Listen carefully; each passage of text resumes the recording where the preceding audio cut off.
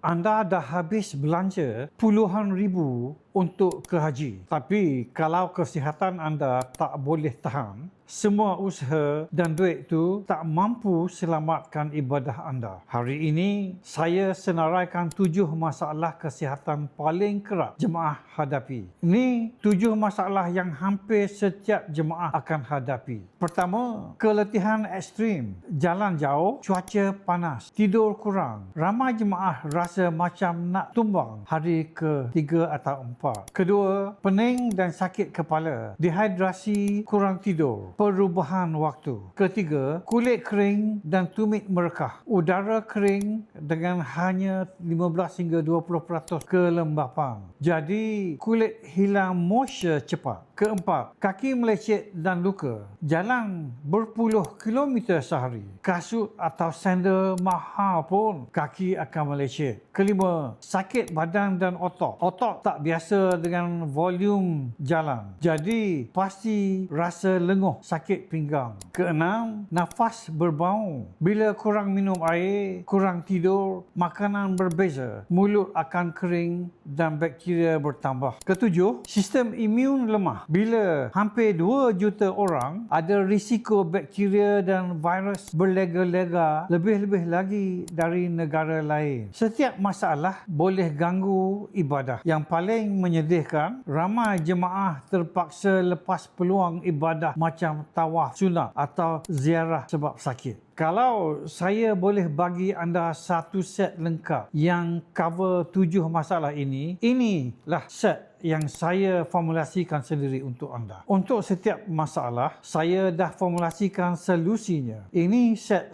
healing untuk jemaah haji. Pertamanya, Gamogen untuk keletihan, pening dan sistem imun. Kaya dengan gamak, omega 3 dan vitamin E. Ia bantu untuk stamina, kurangkan inflamasi dan lindungi sel dari kerosakan. Semasa di sana, ambil 2 sudu besar 3 kali sehari. Kedua, Dermax Lotion untuk kulit kering dan tumit merekah. Diperkaya dengan klorofil dan gamodulin untuk deep moisturizing. Sapu setiap pagi dan malam pada tangan dan kaki. Ketiga, Lucano untuk luka dan kaki melecet. Ia mini size, tak berbau, berkesan. Sapu cepat di kulit luka yang melecet atau terbakar. 4. Gamarap untuk sakit badan dan otot. Sapu pada sendi dan otot lenguh. Nak rasa sedap, sapu sebelum tidur pada bahagian sakit. Nombor 5. Gamaden untuk nafas berbau dan gusi bengkak. Ia kuatkan gusi, freshkan mulut anda. Guna pagi, siang dan malam. Kenapa set ini? Ia bantu 7 masalah dalam satu kit. Semua ada formulasi gamak kajian saya sendiri. Gamogen untuk dalaman, Dermax untuk permukaan, Lucano untuk luka, Gamarap untuk otot, Gamaden pula untuk mulut.